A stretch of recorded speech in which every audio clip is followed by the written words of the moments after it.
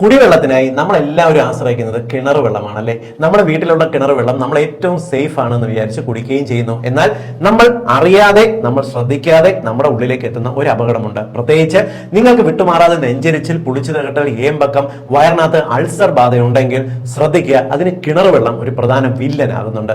എങ്ങനെയെന്ന് പറഞ്ഞുതരാം.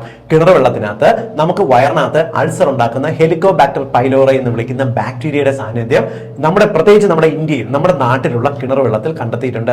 ഏറ്റവും കൂടുതലായിട്ട് കിണർ വെള്ളത്തിലേക്ക് ഇത് എത്താൻ കാരണം നമുക്ക് ചുറ്റുമുള്ള പലവിധ ജീവികളുടെ വിസർജ്യങ്ങളും മനുഷ്യ വിസർജ്യവും മണ്ണിനടിയിൽ കൂടി ഈ വെള്ളത്തിലേക്ക് കലരുന്നതാണ് ഏറ്റവും കൂടുതൽ കിണർ വെള്ളത്തിനകത്ത് ഈ ഹെലിക്കോബാക്ടർ പൈലോറി ബാക്ടീരിയ വരുന്നത്.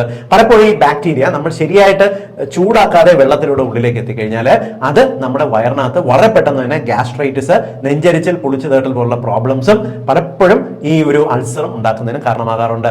വിട്ടുമാറാതെയുള്ള ഈ പ്രശ്നങ്ങൾക്ക് വേണ്ടി ഡോക്ടറെ പോയി കണ്ട് മരുന്നുകൾ ഇങ്ങനെ കഴിച്ചുകൊണ്ടേ ഇരിക്കുന്നതിന് മുമ്പ് ആരെങ്കിലും ഈ കിണർ വെള്ളത്തിന്റെ പ്രശ്നത്തിനെ പറ്റി നിങ്ങൾക്ക് അറിയാമോ, അല്ലെങ്കിൽ നിങ്ങൾക്ക് പറഞ്ഞു തന്നിട്ടുണ്ടോ? സാധ്യതയില്ല. നിങ്ങൾ ചെയ്യേണ്ടത് വീട്ടിലെ കിണറിലെ വെള്ളം ചൂടാക്കി തണുപ്പിച്ചു മാത്രമേ ഉപയോഗിക്കാൻ പാടുള്ളൂ. അല്ലെങ്കിൽ ക്ലോറിനേഷൻ കൃത്യമായി ചെയ്തിരിക്കണം. കൃത്യമായിട്ടുള്ള ഇടവേളകളിൽ വെള്ളത്തിനകത്ത് ആലം കലക്കിയിട്ട് നിങ്ങളുടെ വെള്ളത്തിനെ ക്ലോറിനേഷൻ ചെയ്തിരിക്കുക. അത് ഈ ബാക്ടീരിയകളുടെ കോൺസെൻട്രേഷൻ കുറയ്ക്കാൻ സഹായിക്കുകയും ചെയ്യും.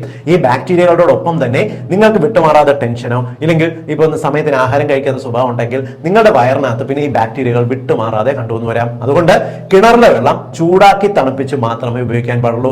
നിങ്ങളുടെ എല്ലാം വീടുകളിലേക്ക് എത്തുള്ള വെള്ളത്തിനകത്ത് ഇപ്പൊ ഗവൺമെന്റ് ക്ലോറിനേഷൻ ചെയ്തിട്ടാണ് വരുന്നതെങ്കിൽ പ്രോബ്ലം ഇല്ല. എന്നാൽ ക്ലോറിനേഷൻ ഇല്ല എന്നുണ്ടെങ്കിൽ ആ വെള്ളവും നിങ്ങൾ ചൂടാക്കി തണുപ്പിച്ച് ഉപയോഗിക്കുക.